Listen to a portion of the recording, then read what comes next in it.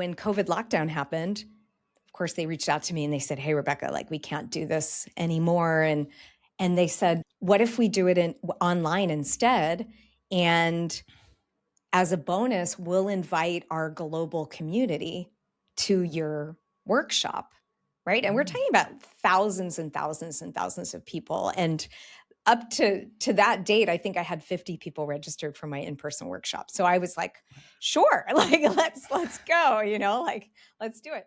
Welcome to Success Leaves Clues, the podcast where we interview business owners on how they built their businesses and the hard lessons they learned along the way. My name is David Wynn, and I'm a business coach and the founder of Purple Circle, where we help business owners achieve their first 6-figure, 7-figure, and 8-figure year, all without sacrificing their quality of life. Before becoming a business coach and before founding Purple Circle, I started and scaled several 7- and 8-figure coaching businesses and have been a consultant at several businesses doing over $100 million each, including some that are publicly listed and doing over $1 billion each. In every episode of the podcast, you're going to learn lessons that took our guests years to learn, and you'll be able to learn that in minutes. No matter if you're a new business owner or an established business owner, every episode is going to give you the clues in order to elevate your business. Welcome to Success Leaves Clues podcast. And today I'm joined by Rebecca Williams, a leadership communication strategist and founder of Rebecca Williams LLC and an adjunct professor at the Stanford Graduate School of Business. Through her abracadabra method, she spent over a decade helping executives, directors, and leadership teams at companies like YouTube, Meta, Netflix, and Supercell sharpen their storytelling and executive presence on the world's biggest stages. Welcome to the show, Rebecca. Hi, Pedro. Thank you for having me. Great to have you. Okay. Rebecca, I got to tell you something. I'm kind of a comic book nerd myself. Okay. Love the origin stories. Love the first edition. So let's rewind a bit, because every coach has that moment where they look at their life and say, yeah, I guess this is what I'm doing now. Right. So when was that for you, Rebecca? Oh, man. Well, yeah, I mean, I guess I'll preface this by saying I never wanted to be a coach. I never saw myself being a coach. And in fact, when I started coaching, I was living in San Francisco and it felt like everybody was a coach. So I had a little bit of that ick, like, I don't want to be a coach, but I just had people showing up on the proverbial doorstep asking me to help them. And I was like, okay, well, I guess this is what I'm doing. And it just kept happening over and over again. And then I started to see that, oh, okay, like I can really help people. And so I just gave in. I gave into it. Yeah. Almost like a calling, right? It's almost like you didn't wake up a day and you were like, yeah, I'm going to be a coach. No, it's just like something that happens. Yeah. Right? Love that. How organic it sounded like it was. Now, I'm curious about one thing, because as you already mentioned, it starts with advice giving, helping people, and eventually you realize, oh, wait a minute, I'm building a real business around this, So when was that identity shift for you? Was it like the first paying client? Was it like the first invoice that you realized, I have a business now? I think it was when COVID happened, because up until COVID, so again, I was living in San Francisco. I had, gosh, it's so funny. The older you get and the years just kind of get all mangled in your mind. Like, wait, when was that? What was the first time? And blah, blah, blah. The timeline gets confusing. But I was living in San Francisco and I was seeing clients here and there in person. And it wasn't really a business, it was more like, okay, sure, I'll have this side hustle while I'm figuring out what to do with my life, essentially. And I was teaching these workshops at General Assembly. I don't know if you know that company, but they're a global organization that it trains people in various skills. And I would do these occasional workshops there. And I've always loved being a teacher. I was a teacher back in Japan in the late 90s, and I've taught in different countries all around the world. So I've always loved teaching. And I was trying to figure out, okay, how do I continue being in front of people, training people, but I don't want to teach English. I was like done with that. It was boring to me at that point. And I wasn't really chewing on that problem really hard to solve it. I just kind of put it on the back burner like, oh, okay, I'll figure it out while I'm doing this hustle and I'm doing this other thing. But when COVID happened, I had one of those workshops for General Assembly, in-person workshop. I had it in the books. And when COVID lockdown happened, of course, they reached out to me and they said, hey, Rebecca, like, we can't do this anymore. And they said, what if we do it online instead? And as a bonus, we'll invite our global community to your workshop, right? And we're talking about thousands and thousands and thousands of people. And up to that date, I think I had 50 people registered for my in-person workshop. So I was like, sure, like, let's go, like, let's do it. But I hadn't really done anything online before. So I was a little nervous, but I didn't have a choice. And that moment, as we all remember, was so crazy. And we were just trying to get by. So we made the plan to switch it to online. Immediately, I started seeing all these registrations coming in, and I was like, oh, this is going to be big. And then, I think it was 2 days before we were going to do the online version, my mom died suddenly. And I was just like, oh my God, like obviously I can't do this workshop. I have to fly to Texas and, like, be with my family and deal with her house and stuff. And so I did that. And General Assembly was kind enough to postpone the workshop for a month. And so I did what I needed to do. And then I went back to San Francisco and we opened the online workshop, and I led with a story about my mom. And I essentially like dedicated that workshop to my mom. And I'm a storyteller, so it was very easy for me to make it relevant. It was a women in leadership workshop, and my mom was a leader, and so I was able to make it relevant to them. And I had so many people tell me after that session, they said, wow, I left with tears in my eyes, and that was the most powerful workshop I've ever been to, and da da da. And literally after that workshop, my business grew 40% that year. And I was like, oh, and that was the moment where I thought, okay, like, this could be a thing. And I didn't know what shape it was going to take. At first, I thought it was going to be working with women. And I went down lots of different rabbit holes, but that was the first moment where I was really like, oh, this is viable. And especially with now a global audience, because before COVID, I never even entertained that. So many of us didn't. So yeah, that was the moment for me. Oh my God. Well, first of all, sorry about your loss. The roller coaster of emotions. Launching a big event like that, losing your mom, in between postponing it, and then mentioning your mom during that event. Oh my God, I can only imagine. And that is, I'm just trying to place myself in your shoes, which is impossible. But the stakes are so high, and it's so interesting to see how you came up with that, and the storytelling bit and all that. Okay, great story, by the way. Thank you for sharing that. Now, I'm curious about one thing too, because after you got rolling and you grew your business 40%, in a year, you mentioned that. Who are the people that kept showing up? Because there is an evolution to it from the people you served at the start and who you serve now, right? Most coaches, in the early days, they're just trying to make it, right? And see if this lands, if this is really a thing. But eventually you sharpen the blade and you realize you attract a certain type of people. So can you walk us through the evolution of who you started serving and who you serve now? Yeah. And wow, it's changed so much. And what I've realized through the whole process is that the people that I attracted in the beginning reflected more of who I was as a person. And the people I attract today reflect more of who I am as a person now. So there is something about attracting. I think it's the same with relationships. I don't know. I'm single. So sometimes relationships baffle me, but I've heard this and I believe it to be true, that we attract essentially the vibes we're giving, right? We attract the person resonating at the level that we're resonating at. And so at the beginning, I didn't have a whole lot of confidence. I was struggling so much with, do I even have anything to offer? Um, can I be of service to people? And I was so self-conscious because I've never been trained in any of this. I've never been trained in, definitely not in coaching. I don't have any certification or anything like that.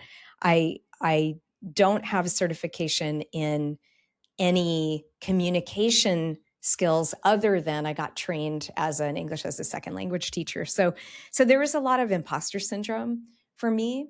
And I think because of that, the people I was attracting at the beginning they were just starting out and they just needed some support, right?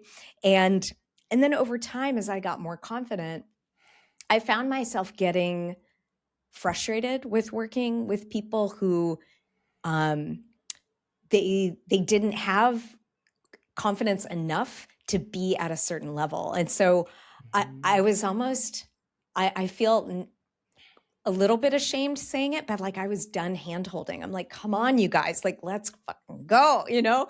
And now I work with people who are like, okay, I'm going to get on that stage in front of 50,000 people and I'm terrified. And can you help me? And that's where I like to operate because like I'm scared for them too, but I'm also super excited for them. And so I like to walk across the hot coals with them on stuff like that. And yeah, I so yeah, today I like to work with people who are really taking big risks and I think that's because I'm taking bigger risks too. Okay. Now, before I dive into your ideal client profile, people who are taking big risks, I'm not gonna let it slide the name of the method, right? So abracadabra, walk me through that name and why did you pick that name?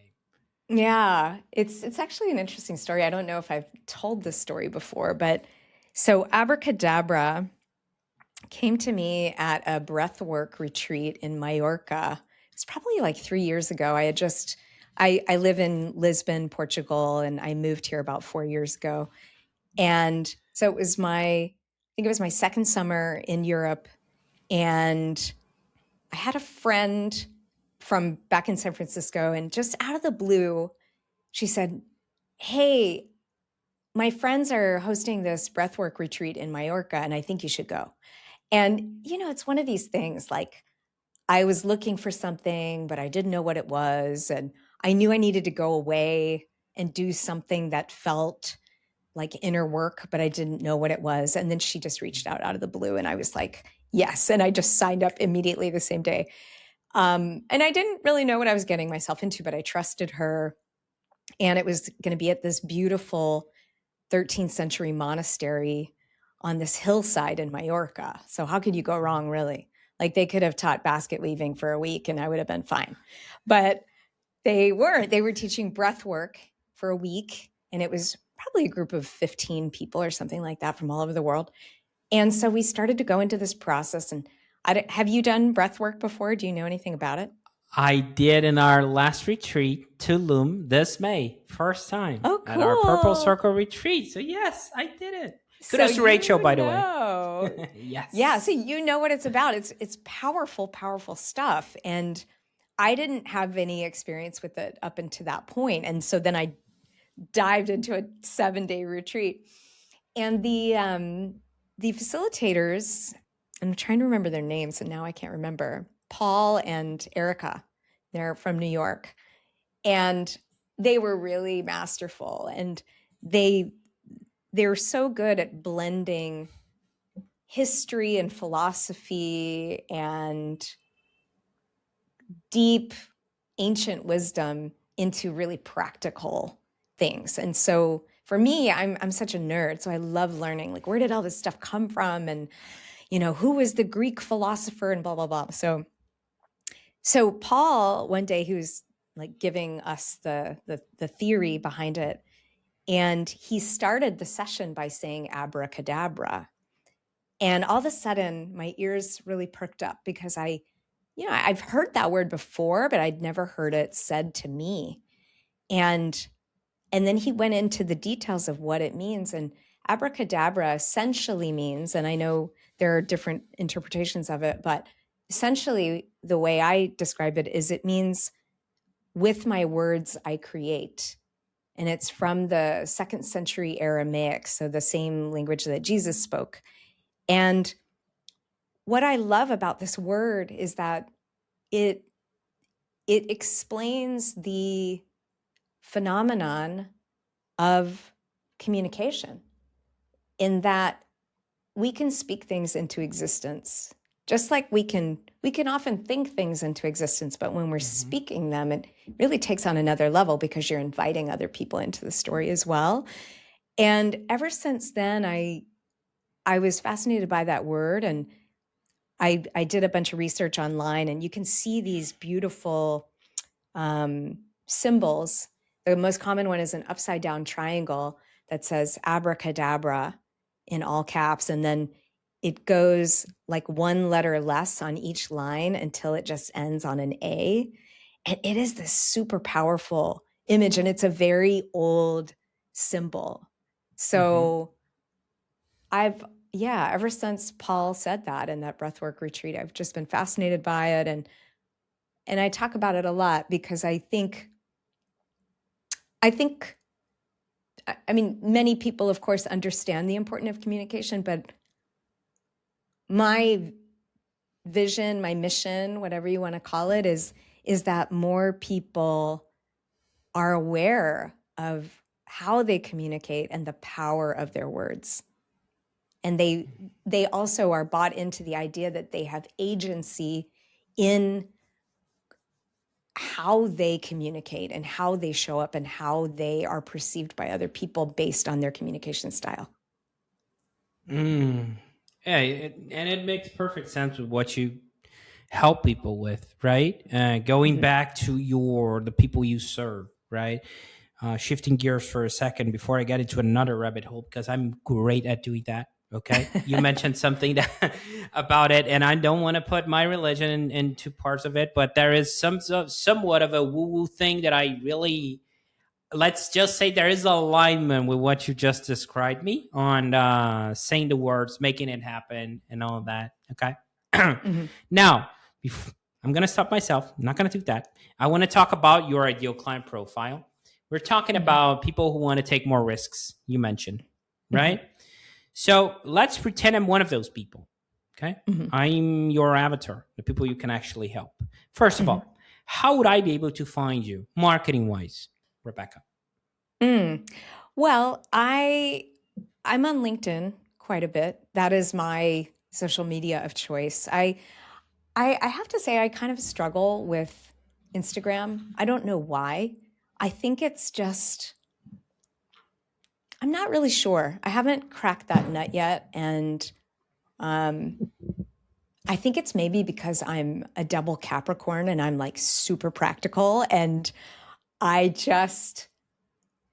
want to know that the people that are in the room with me are going to be my clients, and not just like people hanging out, lots of my friends, for example. Like, of course, they could potentially be my clients too. But I think why LinkedIn works for me better from almost just an attitude perspective of things is that I know that everyone on LinkedIn has some kind of deliverable that they need to give that I could help them with, whether it's a presentation or a meeting or an all hands or a talk at a conference.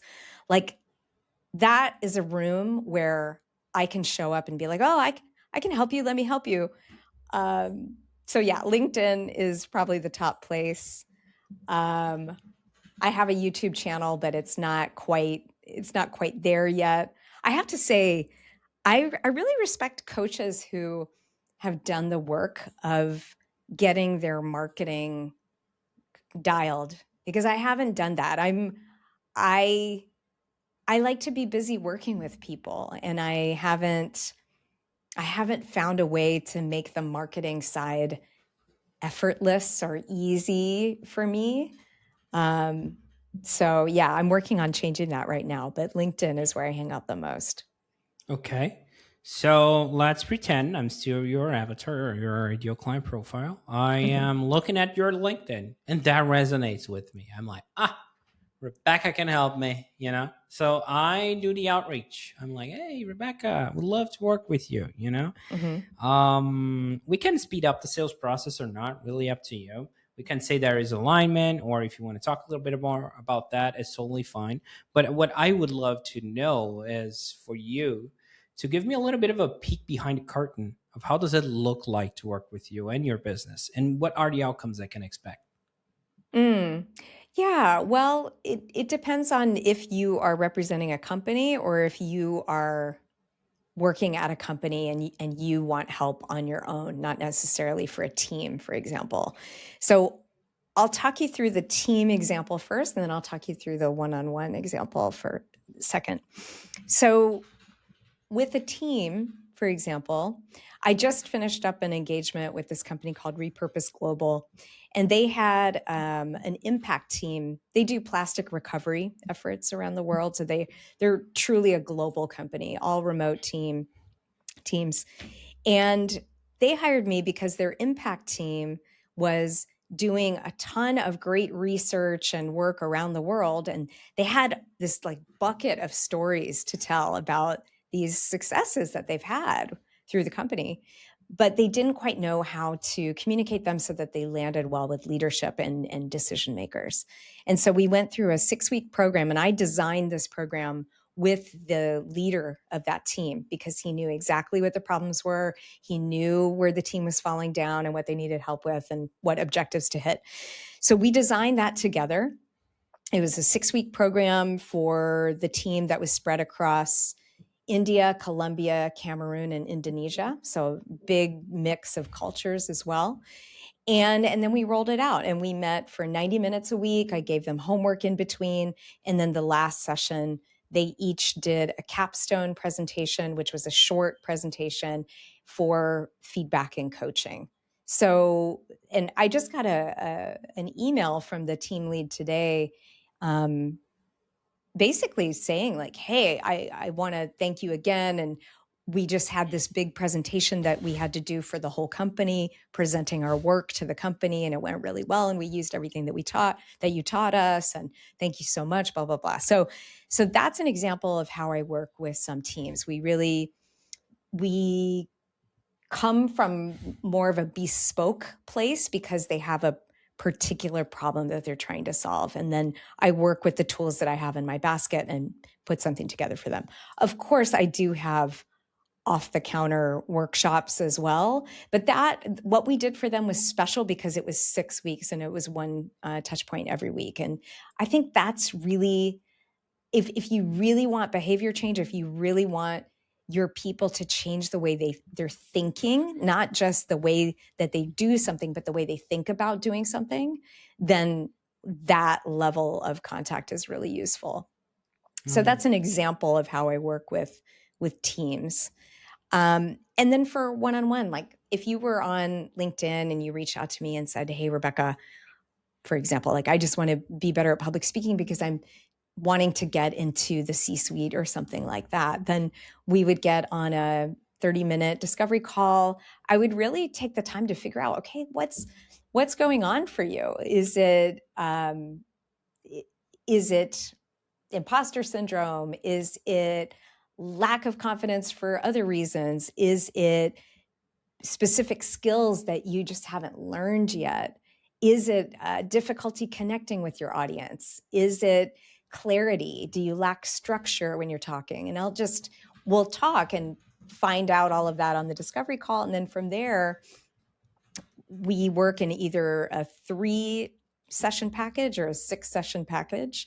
And those sessions are designed to meet the objectives that we came up with in the call.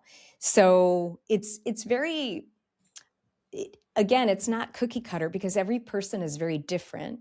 I have a lot of tools that I can draw from. Those remain the same, but I'll decide which tool to pull out of my quiver, so to speak, to help you. And then in addition to those sessions, you get access to my online courses, you get access to my group calls that I have twice a month. And that's it. So you get one-on-one time with me, but you also get group time with me, being part of the community that I have as well, which is super powerful because I think a lot of people think that they're the only one who struggle with public speaking, or they're the only ones that have imposter syndrome. Of course, we know this is not true. And the fastest way to get through that is to share that with other people and see that other people have it. And then that shame, or whatever you want to call it, kind of falls away eventually. You realize you're the same as everyone else. Right. I love the fact that you kind of expose them through different layers, especially on the one-on-ones, of what's possible, right? Because I feel like sometimes people are like comparing themselves to you, and they're like, "Oh, easy for you, right? You hit this level, you did this, you know, I cannot even fathom of doing something like that." But at the same time, you humanize the process. You know, it's one step at a time. And first of all, mentioning the imposter syndrome thing, which you kind of went through too, right? So Oh, skin in the sure. game, Yeah. skin in the game, and all that. Now, I'm curious about one thing, and shifting gears again for a second, which is future, right? I'm curious where you're taking all this. Looking ahead, Rebecca, where do you see the business going? Are you thinking about scaling, hiring, or is there a next step you're excited about? Yeah, well, it's funny because I already told the story about how I went online. I went from in person to online, the business grew. And ever since then, I've really been optimizing for online. And, with some successes and some failures along the way, of course. And I've come to a place where, for me, it's really important as the next step to introduce the in person angle again, because sure, I teach workshops all around the world, and that is such my happy place. I love being in person with people and really being in the room with them and helping them grow. And I want to do that more. So right now, the next step that I'm moving towards is I want to start doing, well, definitely more of the teaching in person. So how can I do more of that is the question I'm asking myself. But then also, that's for a company perspective, and individuals can't necessarily afford to bring me out to work with them one-on-one. It's just cost prohibitive. So what I want to do is I want to create an offering which is going to look like a retreat, but it's a retreat for public speaking, essentially. And it walks people through a process where they feel safe in a container to develop these skills. And then when they leave, they get on the stage and they share what they've prepared over that short time in the retreat to this community that they've built this trust with. And that's really what I want to be doing. And I don't know when that's going to happen, but that's my passion and what I really want to create. Oh, I really like that idea. I haven't heard that for a while now. I mean, we had plenty of speaking coaches and all of that, but a retreat specifically for public speaking sounds like a great way to create a safe space of people that want to, dive into the same stuff, basically, and just test themselves, right, in front of everyone who's not judging. They're all try to improve. Sounds Mm-hmm. like a great idea. I really like that. Okay, now, of course, whenever we're aiming towards something new, right, we already established that there's always something we're refining in the present. So what are you currently trying to improve or tighten up in your business right now? Oh God. I mean, what am I not trying to improve or tighten up? Like, you should see my to-do list. I'm sure you have the same thing. It's never ending. It's the joy and the pain of being an entrepreneur. And I've I've really had to learn to take things one step at a time, because I get really excited and I just want to attack everything at once. And then when I try to do that, of course, it's impossible. So things stall, and then I feel bad about, the thing, I forgot the thing, and I can't believe I forgot that. And it. So I'm really, my medicine right now is just like one thing at a time. finish that, move to the next thing. So what I'm doing right now, I'm doing a lot of things, but one of the things I'm doing, and it's the next big risk that I'm taking, is I'm starting my own podcast. And as you probably know, it can feel daunting because it's like, oh, it's this whole new thing, and I'm excited, and at the same time, it terrifies me. So yeah. Any advice for me? Let's turn the tables. I want to interview you now. The advice I have is do a vibe check. I'll put it simply like that. We can discuss after the after recording. But yeah, we gotta make sure people who are we hosting and who are guesting and all of that. I know sometimes we come from a place that people should do X, Y, and Z, or they should behave in this certain type of manner. But it's always good to have a vibe test. Okay, vibe For check. sure. Let's go like that. Yeah. Interesting. Now I have I want to do a little bit of a sci-fi thing here with you, Rebecca, real quick. Okay, since you mentioned Sci-fi. Okay. abracadabra, and I love the sci-fi territory, fantasy, and all that. So let's pretend we have a time machine in front of us. Okay. Mm-hmm. We're going to have 2 stops. Okay. First stop, you can go back in time when you start your business. You open shop, right? Mm-hmm. You can go back in time and give yourself one piece of business advice, past Rebecca, that you wish you knew back then. Okay. That you know now. What would that be?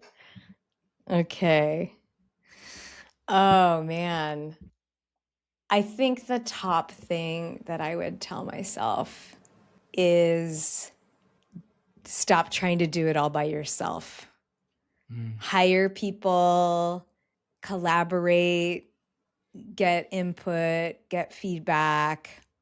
Yeah, I think it was tied to the imposter syndrome, but I built my business roughly, on my own, because in a way, I didn't even want people to know I was doing it, because I was like, oh, I'm some fraud. And so I'm just going to build it over here, and I was kind of like building it in secret. I don't know how anybody found me, to be honest, because I was so not out there.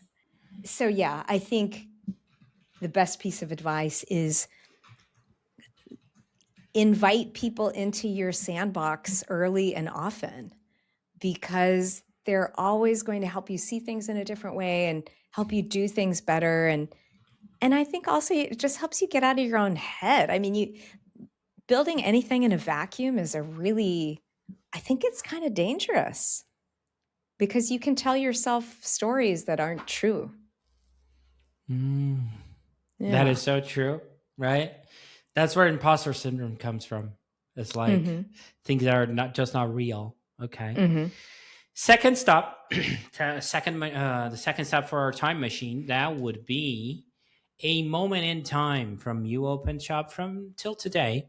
Okay. You can select a moment that you felt so fulfilled, that almost gave you that aha moment. Oh, this is why I'm doing this. And I understand there may be several moments that you felt like that, but I want the top of mind, the one that comes up right now. What moment would that look like? Yeah, the first thing that came to my mind was, and this hasn't been a solitary instance. This has actually happened twice now. I was working with a one-on-one client. She operates at a pretty high level in the financial industry, like works with blockchain a little bit here and there. And we'd been working together one-on-one, and she had a lot of anxiety about public speaking.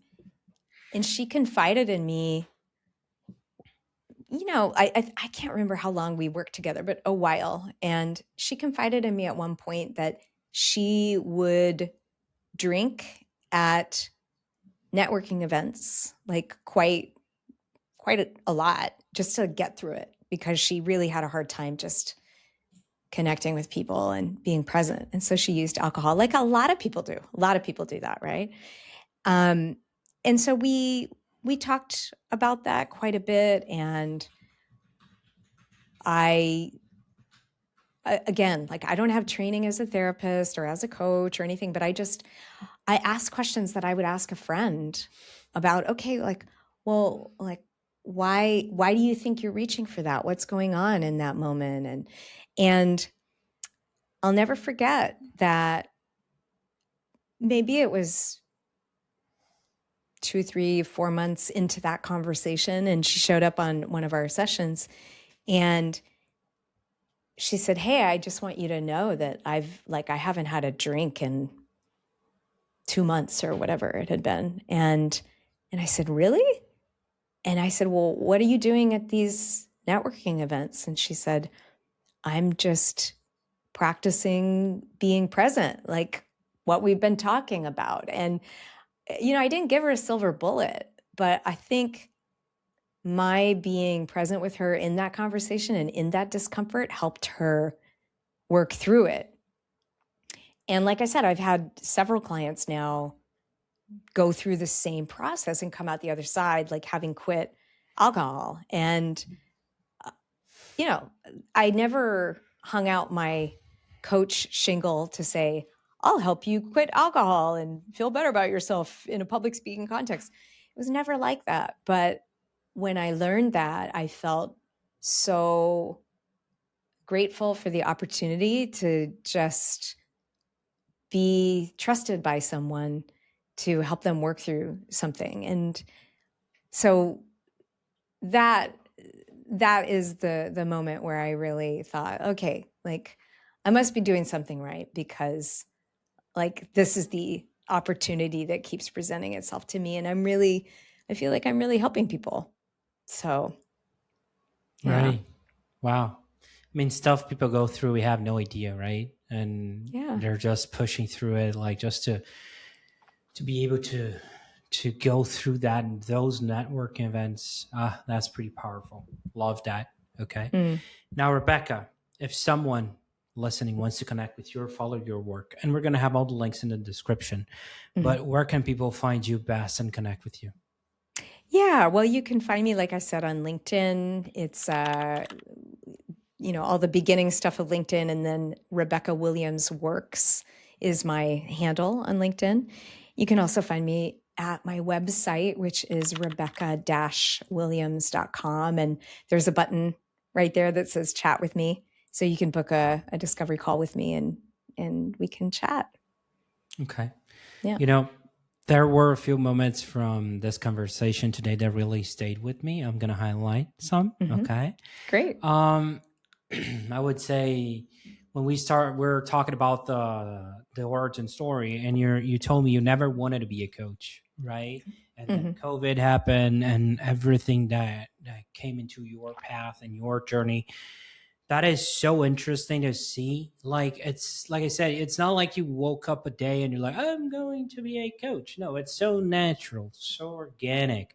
And sometimes I don't want to be too woo woo here, but sometimes it seems like the universe pulls up us into different directions. It's such a strong pull that we cannot escape from it. It's almost like it's meant to be in a way.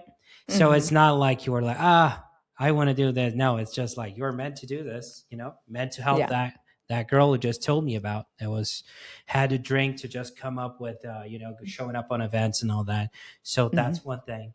The second thing that I would really love to emphasize is like you told me you didn't had a lot of confidence and there was imposter syndrome at the start. So in a way, Rebecca, it really feels like you're helping past Rebecca. You're helping that Rebecca that felt imposter syndrome, and then you brought up something. And I don't want to trash certifications here, but I'll be candid. The coaching business is an uncertified business, unregulated business. It's a credibility industry, so you don't have to have a certification to be a coach. Okay, to teach someone the path you already taken to avoid pitfalls for others. Am I telling people that they shouldn't be certified coaches? No, not at all. It's just that shouldn't stop you or should be a point to an imposter syndrome built. Okay, That's just my way of thinking. And by the way, I love the fact how vulnerable you are and how open you are about your own struggles. Like, I didn't know what I was doing. I'm still figuring out marketing. This is not my. I don't still wake don't up know a what day. I'm doing. I love that. That's. I'll simply put that I really like that. Okay, and last but not least, I really like the retreat for public speaking. Specifically today's world, when we're talking about AI so much, right? We're talking about ways to automate, ways to blah, blah, blah. And here's Rebecca. She's like, I want to connect with real people in the real world, right? And doing the retreat so people can connect and test themselves into a safe space, a safe environment, so they can develop themselves too. So yeah, that's pretty cool to watch. I really like that. Now, this is just my long-winded way of saying I appreciate what you do, Rebecca. And I appreciate you being here and sharing so openly today. It was great having you on. Yeah, thank you, Pedro. I appreciate all the well thought out questions and the humor and your presence. Thank you. That's it for this episode. This episode, as well as this podcast, was brought to you by Purple Circle, where we help business owners elevate their business to 6, 7, and 8-figure years, all without burning out. If you're looking to grow your business, as well as get the time freedom that you are looking for, visit us at joinpurplecircle.com and see what we can do to help you and your business.